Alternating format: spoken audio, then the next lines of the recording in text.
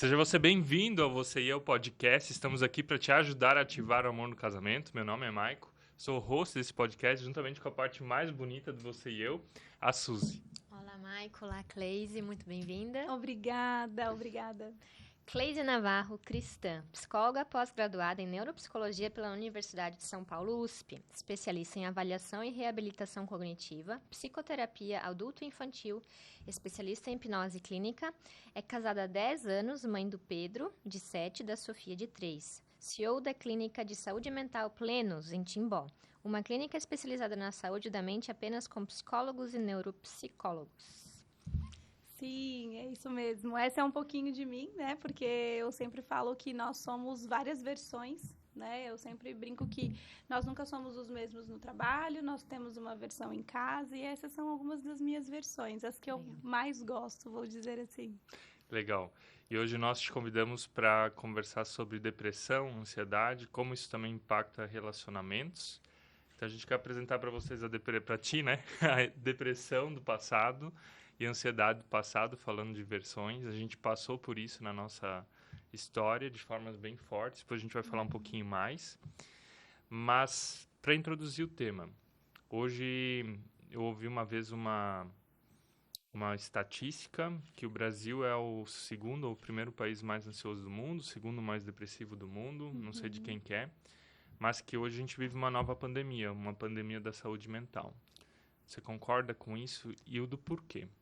Perfeito. Eu acredito que pós-pandemia nós acabamos descobrindo, naquele momento que nós ficamos reclusos, a gente acabou descobrindo muitas doenças de cunho mental, emocional, que não sabíamos até então, porque nós, quando estamos com pessoas, dificilmente a gente consegue olhar para dentro. E ali naquele momento, quando a gente fica recluso, todo mundo foi obrigado a olhar muito mais para si. E ver coisas que talvez não gostavam, inclusive.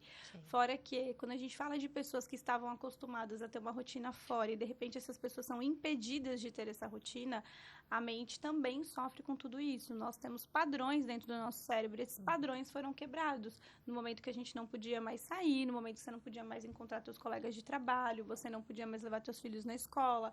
Então, de fato, pós-pandemia, vivemos um período onde a saúde mental das pessoas realmente foi muito prejudicada. Inclusive das crianças, né? Então, essas crianças que não foram impedidas de serem alfabetizadas no colégio. Então, hoje a gente está tendo um número gigantesco de diagnósticos de autismo, TDAH, TOD, uma série de doenças do neurodesenvolvimento que não são por conta de dificuldade dessas crianças, mas porque elas foram impedidas de ter um contato social, que é muito importante. Nossa, gente, até me arrepiei ouvir isso. Também creio nisso. Sim, é muito importante, Sim. né? Eu sempre falo que nós somos seres que não nascemos para sermos sozinhos. Sim. Então, nós precisamos estar em sociedade, nós precisamos estar com pessoas. E quando essas pessoas precisaram ficar sozinhas, e muitas realmente sozinhas, né? Porque tinham pessoas que não moravam com ninguém. E aí é onde você fica sozinho com você mesmo. E muitas vezes as pessoas não gostam da versão delas mesmas, de se compreenderem, de se olharem, né? A gente sempre fala um pouquinho sobre solidão e solitude, né? A solitude é você apreciar a tua própria companhia. E tem pessoas que não gostam disso. Sim. E o que elas fizeram nesse momento? Elas deprimiram, né? Falando de ansiedade e depressão, a gente queria que você classificasse um pouco para as pessoas entenderem, mas trazendo um pouco a minha história. A gente conversou um pouquinho antes dos bastidores. E um dos momentos, vou dizer assim, mais difíceis, mas mais importantes da nossa vida foi uma troca de país. Quando a gente morava na Alemanha, então a gente tinha uma vida estável, tinha um salário bom. Eu era pastor de igreja com um salário fixo um pouco diferente do que muitas igrejas no Brasil. Mas a gente entendeu que teve um direcionamento também de Deus, de a gente voltar ao Brasil e abrir mão de tudo aquilo que a gente tinha e voltar para cá. E na minha cabeça estava... Como é que eu vou sustentar minha família? Eu sempre estive dentro desse esquema, certo? Então, a gente ia dar um passo no escuro. E na noite do Natal de 2021, eu acordei 2020, 2020 eu acordei durante a madrugada com o meu coração saindo pela boca, palpitando. Não conseguia ganhar ar. E eu falava, Suzy, me chama um médico, me leva para o hospital. A Suzy só dizendo, deixa eu orar contigo. Eu falei, não preciso de oração, eu preciso de um médico. Eu já sabia que não era... Que não era um ataque cardíaco ou alguma coisa do tipo. O que seja, eu fui parar no hospital. Então eles me acalmaram e tal, passei a madrugada lá, no outro dia voltei para casa e na noite do dia 25 pro 26, de novo. Mesma coisa, mas eu consegui me acalmar em casa. E depois eu fiz uma bateria de exames físicos e tal, tudo certo. Sim, sim. Inclusive com o meu coração. E dali, naquele momento, me virou a chave. Michael, você tá ansioso e preocupado demais com o futuro, de como você vai, entre aspas, cuidar da tua família. Então, ansiedade tem a ver só com o emocional, mas ansiedade também pode ser uma coisa genética ou epigenética, ou como é que você entende ansiedade? Primeiro que assim, o que você teve foram crises de ansiedade. Uhum. Vale a gente ressaltar que a ansiedade, ela é normal e ela é importante para a nossa sobrevivência. Ela gera picos de uma série de hormônios que nós precisamos quando nós identificamos que estamos em uma situação de perigo, de risco. O que não é normal é o transtorno da ansiedade, ou quando a ansiedade ela é generalizada. Eu acabo me sentindo ansioso por longos períodos ou períodos frequentes e por diversos motivos. Eu não tenho mais um motivo específico. A ansiedade ela é normal quando, por exemplo, você tem uma prova para fazer no dia seguinte. Obviamente que você vai se sentir um pouco mais ansioso, você está preocupado. Mas quando eu me preocupo com tudo, o tempo todo, e eu não consigo controlar isso me gera prejuízo social e aí eu realmente preciso tratar. Então, a ansiedade tem, sim, alguns estudos que comprovam que existem questões genéticas por detrás, mas bastante ambientais também. Então, dependendo do ambiente onde você está, isso pode te gerar que aquela ansiedade que até então era normal, ela se torne um transtorno de ansiedade generalizado, que a gente chama hoje na psicologia de TAG, né? Que é o transtorno de ansiedade generalizada. Aí sim é uma patologia. Então, o que você teve foi uma crise de ansiedade. Uma crise de ansiedade. Se você não tratar, essa crise ela ia continuar frequente. E com outros temas, não seria só com relação à mudança, mas qualquer coisa que você fosse fazer que estivesse fora do teu controle, você ia ter uma crise de ansiedade de novo. Pessoas que são muito controladas ou melancólicas, conformes, elas têm uma tendência maior de ansiedade do que alguém que é sanguíneo, influente. E é engraçado que as pessoas acham que a ansiedade ela tem a ver com uma pessoa agitada. Não. Agitação é diferente de ansiedade. Normalmente as pessoas mais caladas, mais quietas, são as mais ansiosas, porque elas tendem a não conseguir expressar aquela preocupação. Então a cabeça delas vive o tempo todo ali trabalhando, o pensamento está acelerado e aí de fato elas acabam tendo crises mais frequentes até do que aquelas pessoas que são mais expansivas, que falam mais. Eu falo que o falar, ele é curativo. Você precisa falar sobre. Quando você fala, eu gosto muito de dar um exemplo para os meus pacientes, que eu falo assim, sabe como falar é importante? Você já teve um problema que só de você falar, aí você já fala, já entendi o que eu tenho que fazer. Porque você se escutou, você usou áreas diferentes dentro do teu cérebro que te fez raciocinar sobre a solução. Então, normalmente, pessoas que são, sim, mais sanguíneas, mais expressivas, elas tendem, sim, lógico, podem ter uma ansiedade, sim, também generalizada, mas tendem a ter mais facilidade para lidar com isso. Normalmente, uma pessoa que é mais quieta, melancólica, ela tem mais dificuldade para falar sobre e ela tende a nem perceber o que é uma crise. Ela acha que, porque uma crise de ansiedade é uma sensação de quase morte, você viveu isso, você sabe. Eu achei que eu tava tendo um ataque cardíaco naquele momento. Sim, é uma sensação de quase morte. Frequentemente as pessoas vão pro hospital com a sensação de que elas estão infartando. E é uma crise de ansiedade. Então é uma sensação horrível, horrível. E a pessoa não aceita muitas vezes que isso é de origem mental, psicológica. Tem que ter uma explicação física, do tipo, fui fazer meus exames pra ver se tinha alguma coisa errada. Tá tudo certo. Mas é a mente te mandando um sinal que você precisa relaxar. Eu não fui feita para ficar à base dessa preocupação excessiva. Eu acho muito legal a ideia de entender que quando você não reconhece o que está acontecendo dentro de você, o teu corpo começa a falar. Perfeito, é exatamente isso. É a sabedoria divina, né? Sim. Se você não perceber os sinais, então eu vou te dar sinais mais fortes para ponto de você, às vezes, parar. Por que a gente muitas vezes desmaia? É um momento que, assim, deu. Você precisa de uma pausa para fazer aquilo. E, às vezes, numa crise de ansiedade, é muito comum também que eles desmaiem, né? Quais são os sintomas frequentes crise de ansiedade? Por exemplo, eu senti no coração, mas tem outras partes do corpo que manifestam isso? Sim, você tem uma sensação de que tua mão tá suando muito. Você pode sentir como se você tivesse fora do controle. O batimento cardíaco acelera, né? Então, porque você precisa correr, precisa fugir, alguma coisa você precisa fazer. Só que o problema não é mais, como antigamente, um leão, alguma coisa que você precisa correr. O problema tá dentro da tua cabeça, então você não consegue resolver. E aí aumenta a salivação também, ou a tua boca pode ficar seca.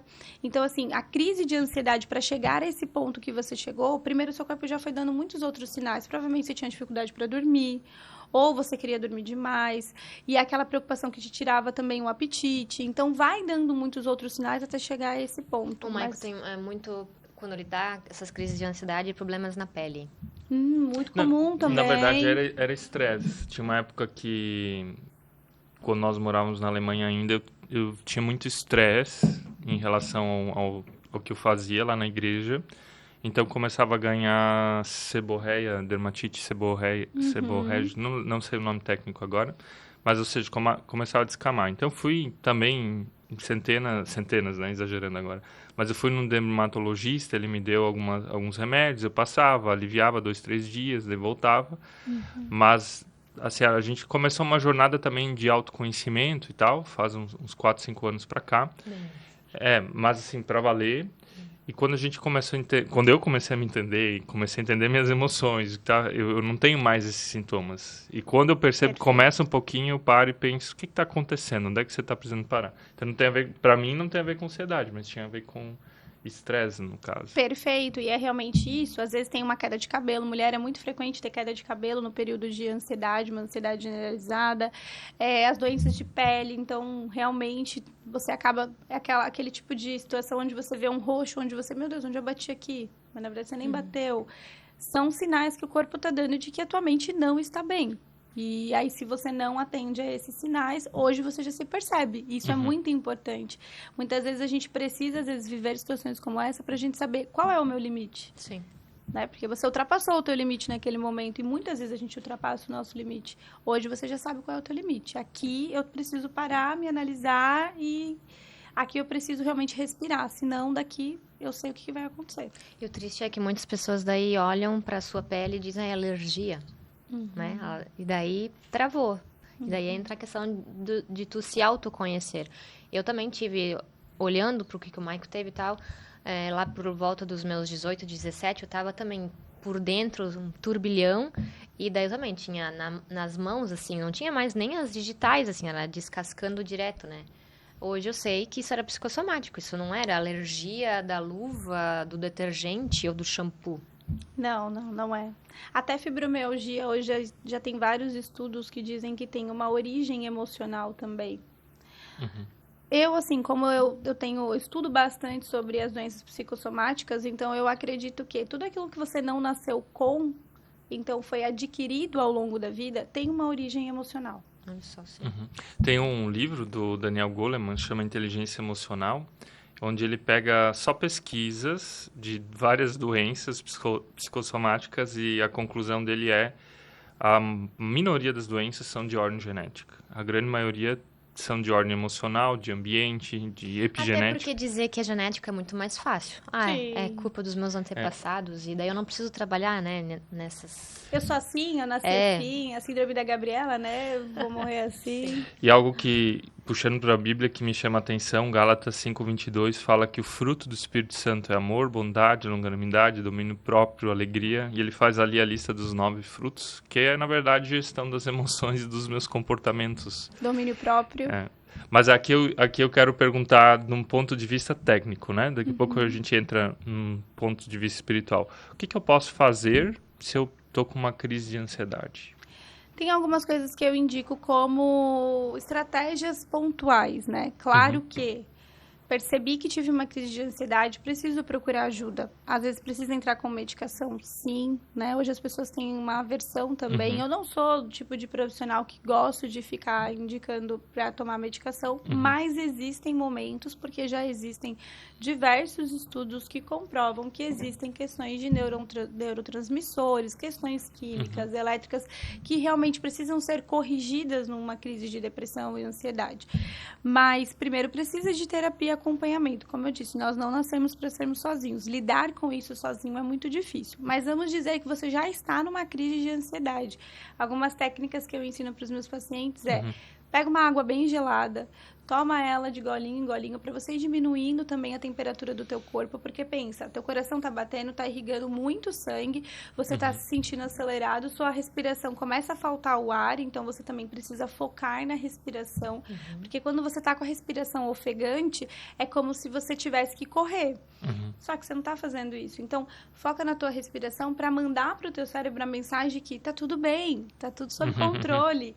Aí até tem um paciente que falou assim pra mim, doutora, mas quando eu tô assim, eu não consigo nem lembrar da respiração. Pois é, então não precisa chegar até esse ponto. Começou a perceber um sinal, foca na tua respiração. Eu falo que o melhor ansiolítico é a respiração. Se você fizer a técnica de respiração correta, é como se realmente você estivesse dizendo pro teu cérebro, tá tudo bem aqui fora, pode relaxar. Essa seria a 4x8 ou qual que seria? A 4x8, exatamente. Explica. Mostra pro pessoal aqui na câmera, olha na câmera e explica eu não sei como... se é do mesmo jeito que vocês conhecem, sim. mas aqui eu explico para os meus pacientes, você puxa a respiração por 4 segundos, segura por 8 segundos, solta ela em 4 segundos bem suave. Se você fizer por 1 minuto esse exercício, equivale ao melhor ansiolítico que você fosse tomar. É só respiração. Tá, calma aí. Eu puxo 4 segundos. Puxo 4 com a boca segundos ou com o nariz, né? Seguro por 8 segundos, que aí é onde eu já tô mandando pro meu cérebro também, tá tudo bem. Solto pela boca com 4 segundos. 4 segundos. Eu acho tão legal essas técnicas de respiração. Eu aprendi elas, na verdade, me preparando para o parto do 3º filho. Porque é uma tendência agora bem alta na Europa de fazer hypnobirthing, que é o parto com... O hipnoparto, né? Que você mesmo se coloca em hipnose, né? E ali, se tu não dominar essas técnicas de respiração, na hora que vem a contração, é ali que tu sente dor. E tu conseguindo fazer isso ali, tu aceita aquela onda, né? Eles nem falam contração. E, nossa, é um parto maravilhoso. Como que foi tua experiência nesse processo? Eu digo que se não foi pós-graduação, foi um doutorado de inteligência emocional. Incrível. Muito, assim. Eu nem posso dizer que é um parto sem dor, porque ninguém acredita, né? Eu sei que na parte final, onde então a cabecinha e tal já tá ali, sim, é um desconforto.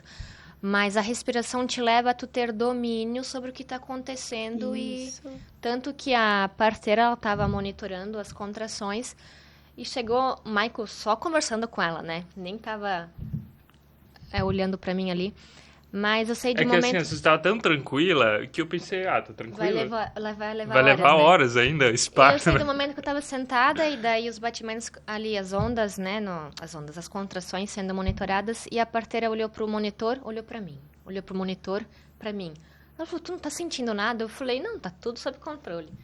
Ela falou, tu precisa se mexer. E assim que eu saí da cadeira, fui pro banheiro, ele nasceu. Perfeito. E as pessoas não acreditam. Não. Esses dias, eu trabalho muito com a hipnose, né? E esses dias eu tava com dor na coluna e o meu esposo falou assim pra mim, faz uma auto-hipnose aí bem rapidinho pra você melhorar. Eu falei, mas eu preciso me concentrar e vocês estão falando comigo.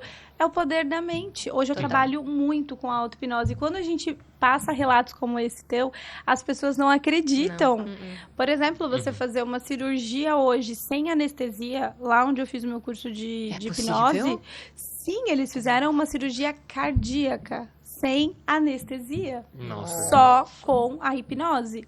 Óbvio que essa pessoa passou por um preparo, né? Não foi, deitou ali, hipnotizou e foi. É o parto também, total. Assim como acredito que foi o teu, sim, né? Sim. Precisa de um preparo da mente, uma mudança de padrão da mente para que você pegue esse controle e aí sim você consiga controlar, inclusive, a tua dor. Né, se tu não começar ali até no máximo a 30ª semana e tal, e tentar te autoeducar depois, assim, é muito difícil tu conseguir. É realmente um estudo que tu precisa se né, fazer uma imersão de como é essa técnica e ter domínio sobre ela. Mas senão... eu tenho que elogiar a Suzy. Toda noite ela ia lá, deitava na cama, ficava lá uns 30, 40 minutos fazendo os exercícios. E eu ficava olhando pra ela e pensando, o que tá fazendo, mulher? Porque eu Mas sei, ela- o primeiro incrível. filho foi com parto com muita dor. E o segundo não foi muito rápido, então nem tinha prática técnica nenhuma que deu pra colocar em prática, assim. E o terceiro eu falei pra mim mesma, não, isso é possível. Eu via relatos na internet que isso era possível e não eram pessoas loucas assim, não. E eu falei, eu quero isso pra mim. E é que eu tenho um perfil, né? Aquilo que eu coloco como objetivo, eu sigo até o final.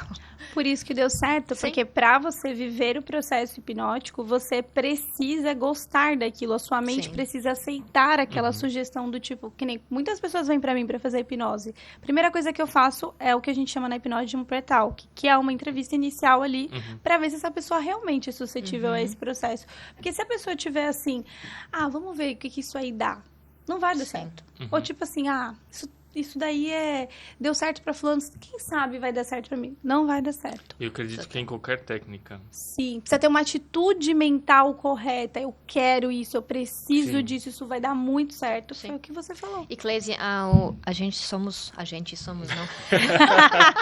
Então, Nós somos cristãos e o povo Aham. crente tem muito preconceito com esse termo de hipnose. Tem. Dentro do parto ali, eu também achei meio estranho, meio místico, né? Aham. Mas eu entendendo que não tinha nada de alguém outro tendo domínio sobre mim, mas era eu mesma e tal. Explica isso melhor. Perfeito. Primeiro que assim, eu sou cristã desde que eu nasci, né? Então, assim, pra mim, desde o momento que eu escolhi a psicologia, já foi um desafio. Meu pai é pastor, então, desde aquele momento, eu já sabia que eu teria desafios. Dentro Qual da igreja você faculdade, eu fui batizada na Batista, em São Paulo, né? Hoje eu vou na Remanescente, sim, em conhecemos. Timbó. Uhum. E desde o momento que eu escolhi o meu curso, eu sabia que eu teria desafios, porque eu sabia que muitos momentos dentro da teoria da psicologia, isso ia dar conflito com aquilo que eu acreditava, porque a psicologia ela é fruto da filosofia, né? E a filosofia tem muitos pontos que são contraditórios com aquilo que nós acreditamos como cristão. E aí, fiz todo o meu estudo, eu tive contato com a hipnose desde o meu primeiro semestre na faculdade, tive um professor que tratou um câncer na garganta com a hipnose, e eu pensei, que incrível, vou fazer isso um dia, né? E aí, quando eu fui fazer a pós-graduação lá na USP, eu tive uma professora que ela fez esse mesmo curso que eu fiz, que é um curso da Suíça, e ela falou muito bem, falou que eles estavam fazendo um tratamento, inclusive, com pacientes que eram oncológicos, com a hipnose, e eu achei aquilo incrível. Como na época era um curso muito caro, eu tive que me organizar financeiramente para fazer, né? E aí, quando surgiu a oportunidade, foi principalmente que a maior parte do público hoje que eu atendo no meu consultório são pessoas que também são cristãos. Então, tenho muita gente, desde de evangélico, católico, mas a maioria me procuram porque eles querem uma psicóloga que também seja cristã. E aí eu pensei, poxa, tem tanta frente pra gente trabalhar. Hoje eu trabalho na parte da abordagem analítica junguiana, na parte da psicologia, mas ainda assim eu sentia muita dificuldade de acessar traumas muito profundos deles. Porque, inclusive, às vezes eles colocavam a religião ali. Porque eles colocavam mais ou menos uma coisa assim, não, mas isso daí Deus uma hora vai tratar. Deus vai tratar se você estiver disposto. Como uma muleta. Sim. Isso. Se você estiver disposto a isso. Não, mas isso daí Deus já tratou. Eu tô tomando medicação, mas eu creio que eu já tô curado. Então, realmente, você crê que você tá curado? Existe uma crença aí que talvez esteja te limitando, que você não tá conseguindo alcançar aquilo que você precisa. E aí, quando eu falei, vou fazer hipnose, veio de novo aquela mesma questão de... Tá, mas a minha maior preocupação, vou revelar pra vocês, tá? Se eles falarem de vidas passadas, eu não acredito em vidas passadas. Se eles falarem de vidas passadas, eu falei até pro meu marido, eu pego na hora minhas coisas, levanto e vou embora. Sim. E eu me surpreendi muito, muito, porque primeiro, a hipnose é sobre a mente. Não tem a ver com nada místico. Existem pessoas que usam disso para questões holísticas e místicas. Existem, assim como existem pessoas também que usam da oração, da Dentro da meditação. homeopatia isso também é assim, né? Tem também, né? Tudo aquilo que você tem disponível, você pode usar tanto para o bem quanto para o mal. E sim, a hipnose, existem pessoas que usam dentro dessas terapias alternativas. No meu caso, eu já tinha um conhecimento da parte psicológica e neuropsicológica. Eu queria agregar isso e acessar áreas que eu não conseguia acessar com a pessoa em estado de vigília, que é esse estado consciente. E aí eu só fiquei com esse embate, né? Se eles falarem disso, eu vou levantar e vou embora. E aí, para minha surpresa, eles conduziram o curso. Eu fui para São Paulo fazer o curso. E aí, na hora que chegou nesse momento de regressão e tudo mais, eu falei, é agora. E até o professor falou assim para mim, agora vocês estão pensando, é agora que a gente vai escorregar, né? Então, eu vou dizer para vocês. E tinha muita gente que, inclusive, eram pastores. Na minha turma, tinham 2 pastores. Tinha muitos médicos. E aí eles falaram assim, agora é a hora que a gente vai explicar para vocês sobre essa questão de vidas passadas. Às vezes um trauma é tão profundo que a pessoa prefere acreditar que aquilo não aconteceu realmente agora, que aquilo aconteceu em um outro momento, numa vida passada. Isso é da nossa conta? Não. Se ela acredita nisso, é a crença dela. Qual é o nosso papel? Tratar. Se ela acredita que foi numa vida passada, então tá bom, volta lá onde você acha que foi, vamos resolver, vamos ressignificar, vamos perdoar o que você precisa e você segue daqui em diante sem isso, tudo bem? Tudo bem, ela resolveu. Se ela acha que foi aqui, foi lá, onde foi, é a mente dela. Sim. E aí eu falei, incrível. Então, quando eu trouxe a hipnose para a minha prática, foi muito por conta, eu tinha esse receio, então fui muito também resistente a isso, mas eu via que isso era uma ferramenta poderosíssima para eu trabalhar com aqueles pacientes que não conseguiam acessar os traumas, tinham dificuldades com vícios, porque é algo que não está na mente consciente, né? Ela está na mente subconsciente, então a pessoa quer muito, mas ela não consegue, e eu queria muito alguma ferramenta que ajudasse eles de uma forma assim mais rápida e eficaz. E uma pergunta agora assim que eu tenho uma inquietação com isso. A gente acompanha muitos casais e tal, e a gente sabe também às vezes as dificuldades da vida de casal deles relacionado a traumas do passado. E é uma dúvida que eu tenho assim, eu também não entendi ainda por que nós, seres humanos, a gente não tem memórias entre 0 e 5. Temos sim. Temos. Mas, né, eu vejo que seria uma ferramenta, a hipnose, tu conseguir saber quais traumas tem nessa faixa ali. Porque senão tu não sabe dizer. Perfeito, é ótima a tua pergunta, porque de fato a hipnose, ela age, a gente acredita, a teoria dela é que o evento inicial, aquilo que desencadeou, vamos pensar numa questão ansiedade. A ansiedade é sintoma. Qual é a causa? A causa para o processo de hipnose é nessa faixa. Na verdade, do útero até 5, 6 anos. Do útero? Do útero. Uau. Eu já cheguei com pacientes que... Vou dar um exemplo, sem citar nomes para não expor eles, claro. Mas de um paciente que ela volta no útero e ela fala assim... E ela é muito cristã. Então, para ela ter chegado lá, foi realmente... Quando ela chegou lá, ela dizia para mim... Tá escuro aqui. E aí a gente vai fazendo as perguntas, porque a gente não quer respostas pensadas, a gente quer a resposta que tá no subconsciente. Daí eu falava pra ela, mas tá dentro ou fora de algum lugar? Ela falava, não sei, eu tô dentro de um lugar, mas onde é que tá aí? Tá muito escuro, o que você tá ouvindo? Aí ela parou, ela disse, eu tô ouvindo um coração. Nossa. E aí ela falava que ela ouvia o médico dizendo pra mãe dela, conversando com a mãe dela. E realmente a gestação dela foi uma gestação muito difícil. Então, como que ela já chegou no mundo? Ela já chegou no mundo com a sensação de que ela não deveria ter vindo, foi um perigo ela ter chegado, é como se ela devesse alguma coisa para alguém. E aí ela vive uma vida inteira com essa sensação. Então, é muito comum que, às vezes, o sentimento de rejeição já comece ali, dentro da barriga, onde ela já sente, porque ela sente tudo que a mãe sente. Se a mãe sente que a família não queria aquela criança, ela também vai sentir. Exatamente, que eu não queria ter uma menina, queria ter um menino. Ah, porque eu já tive experiências assim, quando a gente volta nesse momento dentro do útero, desde o nome da criança, sabe? Da criança ter dificuldade de identificação de quem ela é. Então, tinha diversas coisas que, quando essa criança chega no mundo, já estavam acontecendo, mas ela já estava sentindo tudo aquilo. E ela sente. Porque, como a gente fala, né? Quando a gente está gestante, a gente fala, conversa com o bebê escuta. Ele não só escuta, como ele sente tudo. Então, ali já começa uma linha da tua memória. Depois dali, tudo que acontece é muito traumático, porque são as suas primeiras experiências com o mundo. Eu falo para as mães que mesmo que a gente não queira, a gente vai traumatizar os nossos filhos. Não tem como. Sim, somos pecadores nesse sentido de que alguma coisa nessa terra a gente vai fazer que machuca as pessoas à nossa volta. Tá na nossa natureza, né? Infelizmente. Infelizmente. Que bom que a gente pode pedir perdão e ser perdoado. Perfeito. Isso é sobre consciência, né, também. Mas você vai traumatizar seus filhos, não tem como, porque não é sobre o que você faz, é sobre como ele interpreta. Você pode ter falado de uma maneira que pra ti foi super tranquila, mas ele interpretou de uma maneira dolorida e aquilo ele carregou. E talvez ele não saiba e nem você.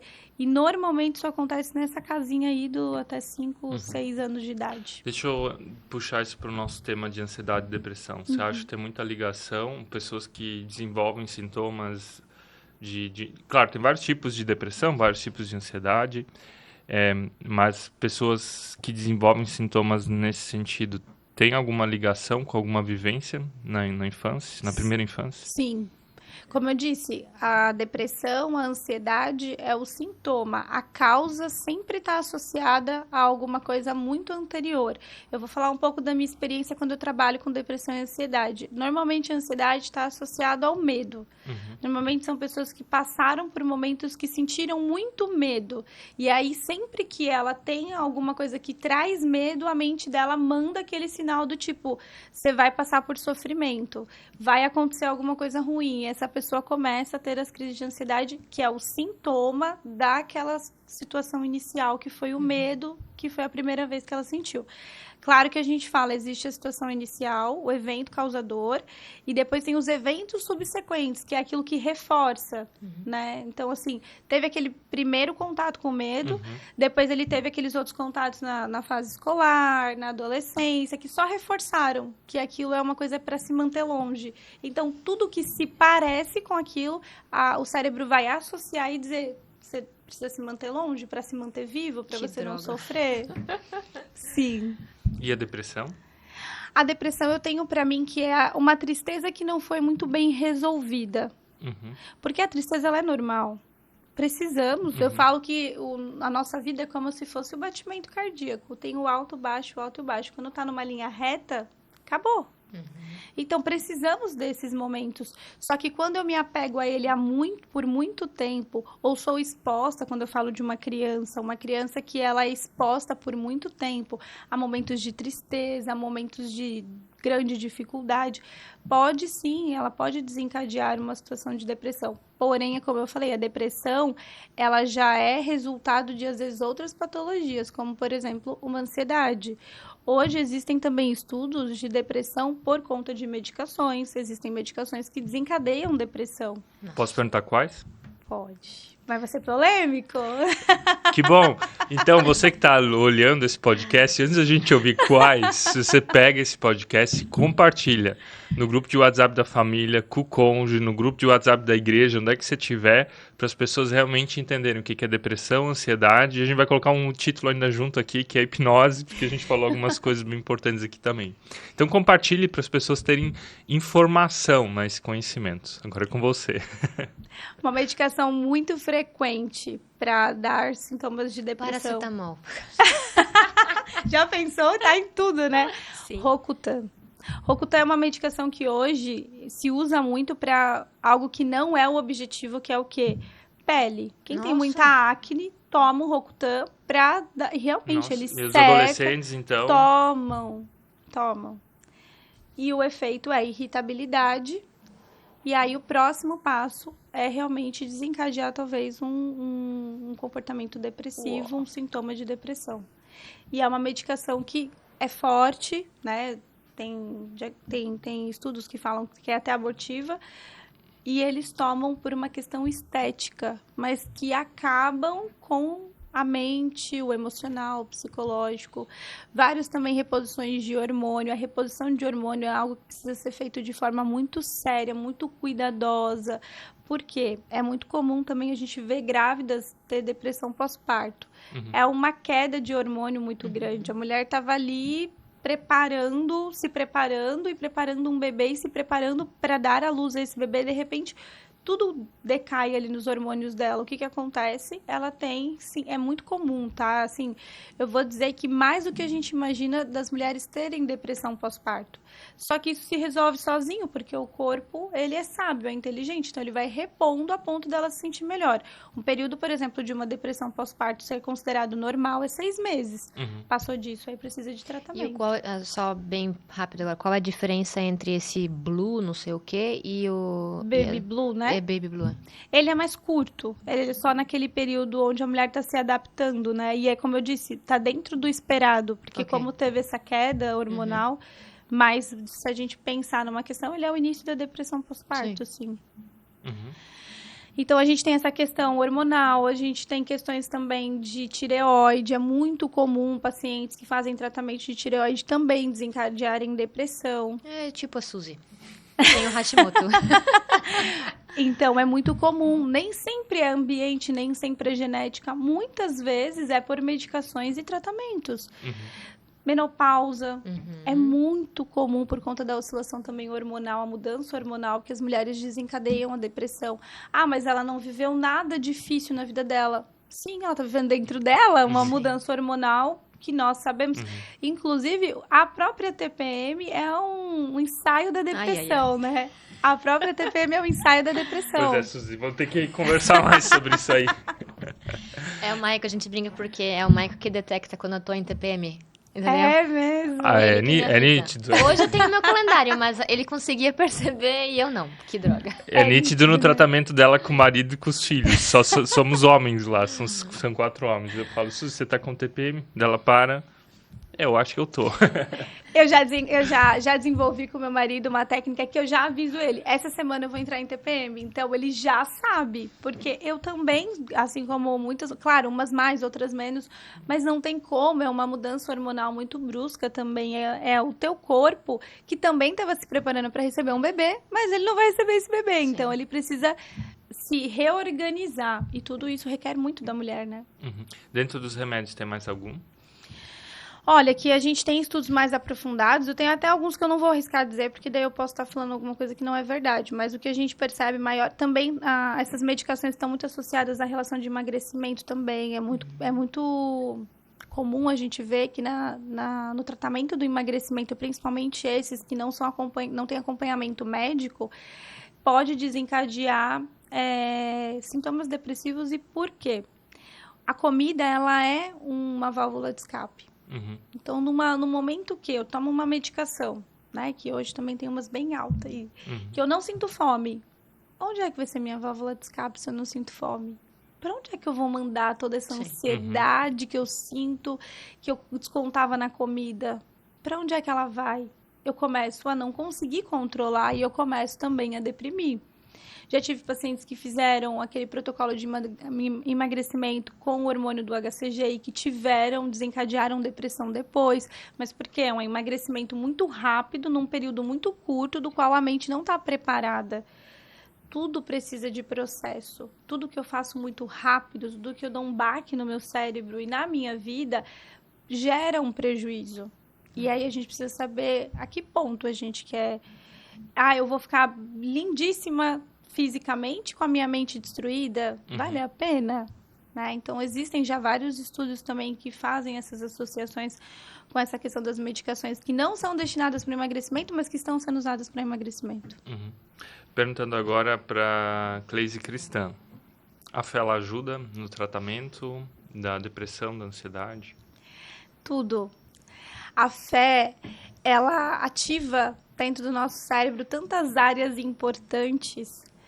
Ela é realmente a parte de Deus dentro de nós, porque a fé, tudo bem que nós não estamos falando só de uma... Quando a gente fala de fé, ela é muito ampla, né? Você pode ter fé num placebo e ele te cura. O placebo é aquela medicação que não tem efeito nenhum. Inclusive, os efeitos, a gente, para fazer uma testagem de um remédio, você tem que fazer o efeito placebo primeiro, faz a testagem no placebo e depois na medicação, para ver se não é só psicológico que a pessoa melhorou. Isso o efeito placebo é o band-aid para criança? Isso, exatamente. Os nossos logo melhoram com band-aid. Não tá nem saindo sangue, mãe, um band-aid. O beijinho da mãe. Isso. Mãe, dá um beijinho aqui. Os meus filhos são assim, bem, mãe, dá um beijinho aqui que eu machuquei. É o efeito placebo. A fé, para alguns é o efeito placebo. Para nós, como cristão, a gente sabe que ela é a base de tudo. Porque quando eu me conecto com o Criador, quando eu me conecto, eu tô me conectando com aquele que me conhece muito melhor do que eu, que sabe como é o meu sistema imunológico, que sabe como é o meu sistema nervoso, aquele que me criou, aquele que me gerou, aquele que sabe o meu DNA. Então, quando eu coloco a minha confiança nele, obviamente que eu vou ter, sim, quando a gente fala de qualquer tratamento, tá? Tem vários estudos que comprovam que pessoas que são mais otimistas, que têm uma fé, elas conseguem ter muito mais sucesso no tratamento delas do que aquelas que não têm nenhuma fé. Então, a fé é essencial para tudo, né? Tu tem alguma experiência tua, de vocês, que vocês já viveram com fé, que... Minha ou de algum paciente meu? O que tiver à mente, o que te veio primeiramente? Quando eu era muito pequena, vou contar uma experiência minha que também vai linkar porque eu sou psicóloga hoje, né? Quando eu era muito pequena, eu sentia muitas dores de estômago, muitas. E em um determinado momento eu fui fazer uma viagem. Nessa viagem, o médico me diagnosticou que eu estava com a apendicite supurada e era muito sério, eu precisava entrar em uma cirurgia. E eu fui, né? E eu tava só com meu pai, ligaram pra minha mãe foi pra lá. E aí, quando eu tava ali pra fazer aquela cirurgia, uma pessoa chegou na sala, eu tava muito, muito preocupada. Que idade tu tinha? Tinha uns 12 anos. Eu tava muito preocupada o que ia acontecer. Eu nunca tinha feito uma cirurgia na minha vida. E chegou uma pessoa ali, uma psicóloga. E eu achei incrível, porque ela me acalmou com as palavras que eu precisava ouvir. Ela não falou da cirurgia, ela falou de outra coisa. Ela queria saber quem eu era. E eu falei, que incrível isso. Ela me acalmou, né? Vou fazer psicologia. E aí fiz a cirurgia, passou um tempo, essas dores voltaram. E aí eu fiz uma bateria de exame, era uma dor insuportável, né? O meu esposo chegou a presenciar já o fim desse processo, mas ele ia comigo frequentemente para o hospital. E aí um dia eu fui numa médica e ela falou assim que aquilo não era físico. Que eu precisava entender o que era aquilo, que poderia ser emocional, mas não era físico. Nossa, e o que o médico fez naquela época? Tirou a minha apêndice. A gente pensa, né? Todo órgão, ele deixa um vazio, né? Vazio. Ele precisa ser ocupado, né? Fora o risco que eu passei Sim. pela cirurgia, né? Tem gente que tira a tireoide, né? Não sei se isso é normal, mas... Se tá ali, tem uma função, o útero, né? Muitas mulheres estão sem útero e... Tudo bem que dizem que a apêndice não tem função, mas eu não acho que, eu pensando no Deus que me criou, que ele ia me colocar qualquer coisa que não tem função, Sim. né? Talvez a gente não descobriu qual é, mas não penso assim.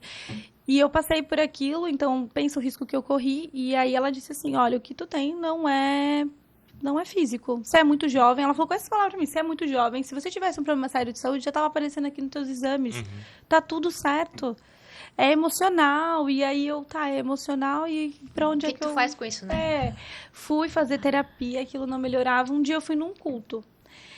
E aí, num culto numa outra igreja, não era a igreja que eu congregava, né? Eu fui num culto e o pastor pediu pra orar por mim. E ele botou a mão exatamente ali na minha barriga. E eu falei, opa, acho que tem acho que ele recebeu ali um comando de Deus, né? Nunca mais eu senti essa dor. Ele orou, nunca mais eu senti.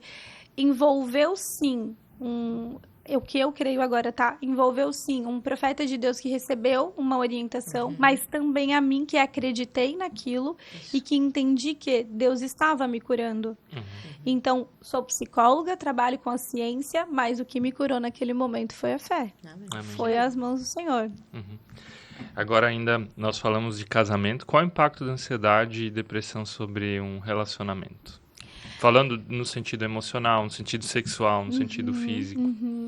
Vamos começar aqui assim. Tudo que está fora do equilíbrio atrapalha em qualquer área da tua vida. Só que a gente tende a não olhar muito para as áreas mais importantes, que é a família e o casamento. A gente só vai procurar ajuda quando isso envolve a nossa produtividade no trabalho, a nossa relação com os nossos amigos. As primeiras pessoas que sofrem com qualquer doença são, primeiro, a nossa família, o nosso cônjuge, né? São as primeiras pessoas que percebem que a gente não tá bem. São as primeiras pessoas que sofrem porque eles percebem que a gente está deixando a desejar em algumas coisas, então eles percebem os sinais, e a gente tende a sempre querer entregar a melhor parte de nós fora de casa, e esquece que a melhor parte tem que ser entregue dentro de casa para essas pessoas. Então, a grande questão aí é a gente perceber que o quanto eu tenho deixado de fazer para as pessoas que são importantes para mim, para agradar aquelas pessoas que estão do lado de fora. Se você faz essa pergunta e você percebe que você está falhando, então já tem um problema aí dentro da tua vida. Quando a gente fala de depressão e ansiedade, a depressão ela mexe até com a libido do paciente. Então, é muito frequente que o paciente não queira, né? Não tem mais uma vida sexual ativa com aquele parceiro. E você não ter uma vida sexual ativa com teu parceiro, com teu cônjuge, tira a tua conexão com ele. Vocês começam a se distanciar a ponto de que vocês não são mais um casal. Vocês começam a se tornar amigos. Dividir conta. Para ser um casal, não é só a gente fazer uma cerimônia e o pastor ir lá e abençoar. Precisa haver conexão. Conexão precisa existir com intimidade. Intimidade também é uma relação sexual saudável. Né? Eu atendo bastante isso também no consultório. E aí, quando a gente fala dessa questão também, dependendo do papel daquela pessoa dentro da família, por exemplo, se a gente fala do homem, o homem com depressão, ele perde totalmente a postura dele como líder, como o provedor da casa, como o que protege, o que cuida. E aí a mulher tem que exercer um papel que não é o dela. E aí se torna já uma relação disfuncional. Começa a ter prejuízos dentro da família, porque a mulher não foi feita para assumir aquele papel. Quando a gente fala do contrário também, uma mulher com depressão, o que acontece? A mulher não consegue ser a mãe que ela quer ser, porque ela não consegue. Não é uma questão dela querer, ela não consegue. Existe uma questão ali de neurotransmissores que não passam o hormônio da felicidade, então ela não consegue ver as coisas de uma maneira positiva. O bebê tá ali, lindo, saudável, mas ela não consegue ver daquela maneira. E aí é onde ela começa a falhar como mãe, ela se sente cada vez mais culpada, o homem tem que exercer esse papel que não é o dele, e aí novamente a gente tem uma relação disfuncional, uma família desequilibrada, porque os papéis começam a ser invertidos. Toda vez que a gente não está bem para exercer o papel do qual Deus nos chamou, do qual é a nossa missão, a gente começa a sobrecarregar outra pessoa. Então, os efeitos que eu acredito que são maiores é essa questão de sobrecarregar. Isso quando eu falo ansiedade e depressão, mas muito mais na depressão, que já é um estágio um pouquinho mais elevado. Quando a gente fala de ansiedade, existem diversos tipos de ansiedade, né? Fobia social, as outras fobias específicas, a própria síndrome do pânico também é uma ramificação da ansiedade. Esse transtorno obsessivo compulsivo também? Também é fruto da ansiedade também. E aí é onde a gente entende também que se eu tenho um companheiro, uma companheira que é muito ansioso, às vezes é aquele tipo de pessoa que o próprio transtorno obsessivo compulsivo é aquela pessoa que para sair de casa tem que voltar 500 vezes para checar se está tudo fechado. Olha o prejuízo que isso me traz social. Às vezes eu chego atrasado num compromisso, eu não consigo relaxar, não consigo ser feliz. Poxa, eu tô ali com o meu companheiro, mas ele não tá feliz porque ele tá pensando se ele desligou o fogo antes de sair. Eu tô ali com a minha esposa, mas eu tô vendo que ela não tá aqui comigo porque ela tá pensando se ela desligou a chapinha do cabelo dela. Então, assim, isso gera um prejuízo gigantesco para essa família. Algo que me chama a atenção, nas estatísticas, o Brasil ainda é o segundo país que mais consome internet e celular. Você, como psicóloga, percebe que isso também tem um impacto sobre depressão, ansiedade e relacionamento nesse sentido? Sim, porque a rede social, a internet em si, é um bombardeio de informações, cheio de padrões que não são verdadeiros. Então, ele faz você refletir sobre felicidades que são felicidades fictícias, mas ele faz você questionar por que essa pessoa tá lá e eu não tô? O que eu tô fazendo de diferente? E aí ele começa a criar conflitos dentro de você. E a rede social, a internet em si, isso para crianças, adolescentes e até para nós, é um excesso de informação que a nossa mente não está preparada para digerir nessa velocidade. A gente precisa de um tempo, a gente tem um mecanismo dentro da nossa mente, do nosso funcionamento cognitivo, que é a nossa velocidade de processamento. É o quanto você precisa de tempo para você processar uma informação. Seja uma informação nova, seja uma informação que você já conhece. E a gente está acelerando isso a ponto da gente estar perdendo qualidade. Então, eu tenho acesso a muita coisa, mas eu não sei o que fazer com ela. Eu não sei o que acreditar. Daí eu entro em conflito com isso também, porque na internet tem tanta coisa que eu não sei se eu posso acreditar nessa notícia, se eu não posso. Então, eu estou cheio de coisas que não conseguem realmente me completar. Então, de fato, essa era da internet aumentou muito as pessoas que se sentem cada vez mais deprimidas, ansiosas, sozinhas. É um mundo cheio de gente virtual, com poucas pessoas reais, né? Então, Tanto que você vê muita gente que tem milhões de seguidores e poucos amigos. Quando, na verdade, devia ser o contrário. Você tem que ter muitos amigos. Não importa quantas pessoas te seguem e ver a tua vida daquilo que você quer mostrar. Quantas pessoas realmente querem viver a vida que você... Querem estar do teu lado na vida que você realmente vive. Quantas pessoas te admiram não pelo que você mostra, pelo que você é. De dizer assim, eu quero estar na casa dessa pessoa porque ela é agradável. Não aquilo que ela mostra lá naquela rede. Sim. Mas isso se inverteu, né? E a questão de telas para crianças pequenas? A gente foi esses dias num aniversário e eu levei um choque quando eu vi que uma família chegou, eles tinham um bebê e o bebê conseguia já segurar a cabeça, então eu diria que, sei lá, uns 3 meses. E ele tinha todo um suporte de iPad em cima do bebê conforto. Isso me chocou. E te partiu o coração, né? Sim. E são crianças que em 2, 3 anos são diagnosticadas com autismo. Ou outra coisa, né? Sim. É de partir o coração, porque se para nós é prejudicial, você imagina para um cérebro em formação. E por que ele precisa disso já, né? Exatamente. Ele tá conhecendo o mundo e eu tô apresentando um mundo que nem é real para ele. O que eu tô fazendo com ele? Eu tô fazendo a mente dele ficar cada vez mais acelerada. Ele vai ser imediatista, porque ele vai querer tudo. Antigamente, eu falo assim para as minhas crianças lá, porque eu atendo umas crianças também, né? Eu falo assim para as mães das minhas crianças. Antigamente, você queria assistir um desenho, você tinha que esperar o horário do desenho pro desenho passar. Você assistia, acabou, vai fazer outra coisa. Hoje em dia, não. A criança volta várias vezes no mesmo desenho, no episódio que ela quer e ela assiste. O que ela tá aprendendo? Que as coisas têm que ser do jeito dela. O que ela tá aprendendo? Que ela não sabe lidar com frustração. Outra coisa. O meu filho precisa estar ocupado vendo um desenho. Não, ele precisa ter tédio, porque se ele não tem tédio, ele não desenvolve a parte imaginativa. Tédio é muito saudável. É muito saudável, ele precisa desenvolver a parte imaginativa. Aí eu olho meu filho ali, ai, tadinho, não tem nada pra fazer. Ele tá fazendo um monte de coisa ali no cognitivo dele, ele tá realmente desenvolvendo. E eu vou lá, ligo o desenho para ele, ou eu vou dar um celular para ele brincar, porque eu acho que ele precisa disso. Eu acho que envolve muito mais a nossa angústia como pais do que a própria criança. Ela não precisa daquilo. Mas eu me sinto tão angustiado de ver ali eu conversando e o meu filho entediado que eu dou um celular para ele passar o tempo dele. Para não incomodar também, né? Para não incomodar. Porque crianças se incomodam. Eu não sou assim, contra a tela, não. Eu entendo que as crianças, todos nós, quando fomos apresentados à TV, e já é da nossa era, nós adorávamos ficar assistindo desenho. É uma delícia você ficar ali com o teu copo de Nescau, tua bolacha assistindo um desenho. Meu Deus, remete realmente à infância. Mas tudo na vida precisa ter um equilíbrio. Tudo em excesso faz mal, até a água. Então, tudo tem que ter um equilíbrio. Desde que você tenha um controle sobre isso, ok. É 1 hora de tela, 2 horas de tela, dependendo da idade, tá tudo certo. Mas se você usa disso como um mecanismo educacional ou para que você, tá enchendo muito o saco, eu preciso fazer comida, deixa eu botar um pouco para assistir desenho enquanto eu faço essa comida aqui.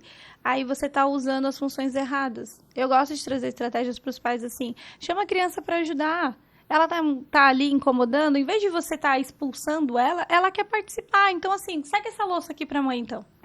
Você vai ver que rapidinho ela vai achar um outro brinquedo pra ela brincar. Ela não vai querer secar. Exatamente. Ainda falando do nosso tema, eu gosto muito de uma analogia que eu ouvi do Dr. Jonatas Leônidas, não sei se conhece ele. Ele é um médico, mas ele também fala de saúde mental. Ele falou que em caso de depressão, ansiedade, os remédios eles são como uma boia que você precisa para não afogar. Mas você tem que aprender a nadar também. Ou seja, mudar ecossistema, hábitos, aprender a se conhecer. Quais são os hábitos saudáveis que uma pessoa que talvez esteja passando por um ou outro precisa aprender a desenvolver? Perfeito. Eu gostei muito dessa analogia. Eu estava falando exatamente sobre isso hoje de manhã com uma paciente que... Eu tava falando que ela estava muito preocupada se ela ia tomar medicação. Eu falei assim, sim, você vai tomar medicação. E você precisa tomar a medicação, porque a medicação vai te ajudar a ter a energia que você precisa para fazer as mudanças que nós vamos construir. Hoje, se eu falar para você o que você precisa fazer, você não vai conseguir fazer. Então, sim, a medicação é importante para isso. A única coisa que não tem medicação é para o estresse. O estresse realmente é mudança de ambiente. Mas ansiedade, depressão, existem muitas questões ali químicas, existem questões ali realmente de neurotransmissores que precisam ser repostos, que precisam de ajuda realmente de uma medicação. Quando a gente fala da questão comportamental ambiente, é muito importante, porque nem sempre o ambiente levou aquela pessoa à crise de depressão e ansiedade, como nós já falamos aqui, que até medicações pode levar. Mas o ambiente, o comportamento valida e faz a pessoa continuar se sentindo daquela forma. Então, a principal mudança é, quais são os gatilhos que faz você se sentir pior? Ficar sozinho? Então, você não pode ficar sozinho. Eu brinco que a terapia começa com o paciente de depressão quando ele tem que sair de casa. Porque o paciente de depressão, frequentemente, ele quer fazer online. Porque ele não quer nem sequer pentear o cabelo, se bobear, porque ele não tem energia para isso. Ele não tá afim de sair. Não. Eu falo para eles assim, no teu caso, é presencial. Então, você vai sair, você vai ter que tomar teu banho, ou vai ter que arrumar teu cabelo, vai ter que se arrumar, vai ter que ficar numa recepção, esperando, vendo gente. Ele precisa ver pessoas, e aí a gente começa a terapia.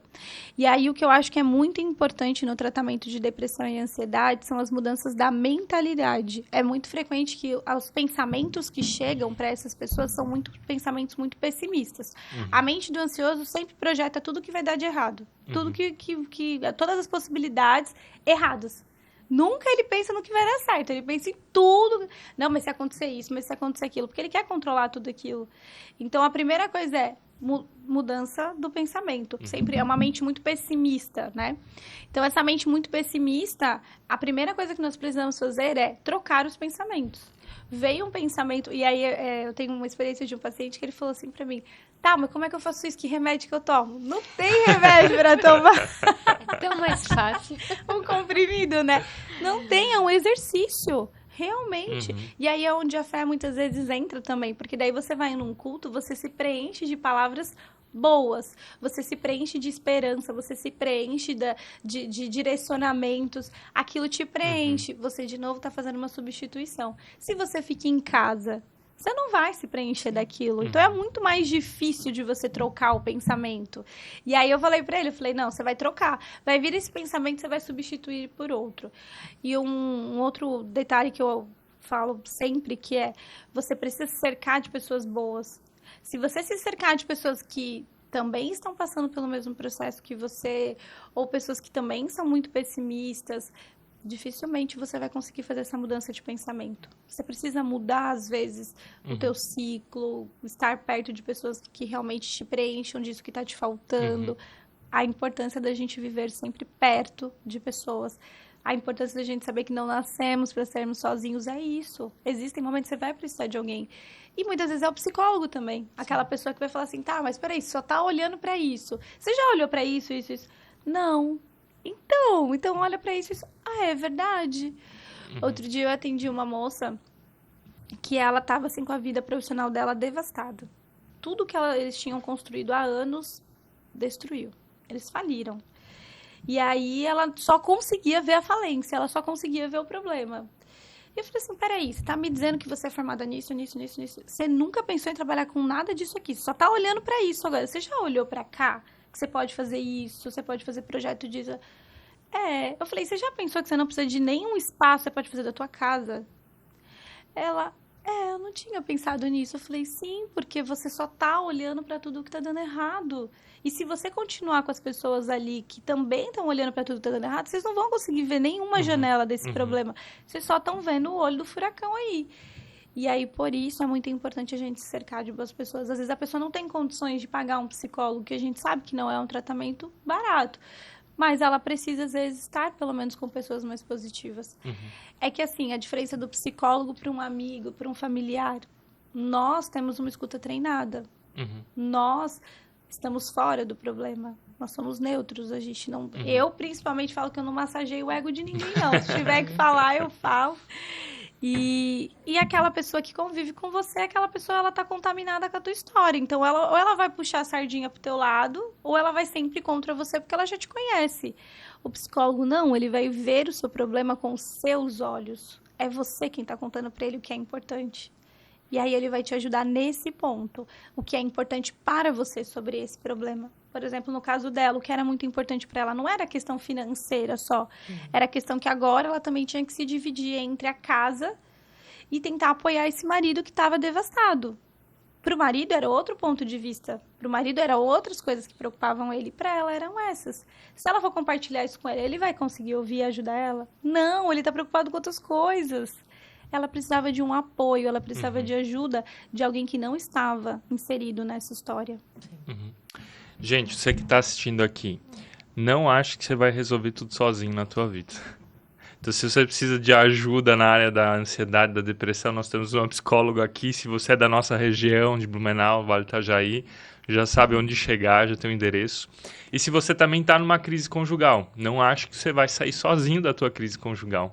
Então, nós temos a nossa mentoria individual para casais. Você também pode achar informações aqui no link da bio. Mas quebre o teu ego, quebre o teu orgulho. Saiba que você precisa de pessoas à tua volta. Gleise, muito obrigado que você está aqui conosco e a gente tem 2 presentes para ti. É o nosso livro Ative o Amor no Casamento, é um devocional para casais. E outro é um livro sobre masculinidade, que é o Geração Pornô. É uma jornada à liberdade. Esse você dá para o teu marido, que está aqui nos bastidores. Esse foi o livro que eu escrevi, é um presente para você que dedicou teu tempo aqui conosco. E a gente deseja que Deus te abençoe grandemente. E você tem um espaço ainda aqui para dar o teu recado final, onde as pessoas querem te seguir. Sim. Ou podem Primeiro, seguir. muito obrigada pelo presente, obrigada pelo espaço. Isso é muito importante, esse conhecimento que vocês estão levando, esse apoio que vocês estão levando para as pessoas, isso é essencial. Parabéns pelo trabalho incrível de vocês. Eu tenho certeza que vocês não imaginam o número de pessoas que vocês ajudam, porque muitas delas vocês talvez nunca vão saber, mas elas sabem o quanto vocês têm mudado a vida delas. Então, parabéns pelo trabalho de vocês. E para todos que estão nos assistindo, como você disse, Michael, muito bem, nós não nascemos para sermos sozinhos, a gente muitas vezes precisa quebrar o nosso orgulho, precisa quebrar as nossas crenças que nos limitam, né, de buscar uma ajuda, de buscar realmente alguém para passar por um momento difícil junto com a gente. Eu, junto com a minha equipe, hoje a minha clínica fica ali em Timbó, mas nós realizamos atendimento para todo o Brasil, para todo mundo, através do atendimento online também. Inclusive, na hipnose, nós realizamos até a hipnose de forma online também, super eficaz. Realizei uma hipnose recentemente para uma paciente que estava lá na Inglaterra e foi incrível. Então, sempre que vocês precisarem, busque estar com pessoas boas e sempre que vocês pensarem também nos profissionais que vão direcionar vocês, às vezes, dentro desse conflito, dentro desse momento difícil, procurem pessoas que tenham valores e princípios que sejam semelhantes ao de vocês também. Porque é algo muito sério, um psicólogo é algo muito sério, é alguém que vai realmente mudar, às vezes, a tua forma de ver o mundo. Então, muito cuidado quando vocês escolherem os profissionais de vocês. Eu, a minha equipe, a minha clínica estaremos sempre à disposição. Lá na Clínica Plenos, a gente tem uma equipe com profissionais de diferentes abordagens. Sempre estaremos ali de braços abertos para receber cada um de vocês. Amém. Muito obrigado. Suzy, onde é que o pessoal nos encontra nas redes sociais ainda? O pessoal me encontra no @nafim.atelier, onde eu tenho lindas obras de artes, faço seu orçamento, e o Maico no @maico.borchardt, ou nós dois, né, no @canal.vocêeu. É isso aí. Muito obrigado pela tua presença. Deus te abençoe grandemente. Amém. Obrigada.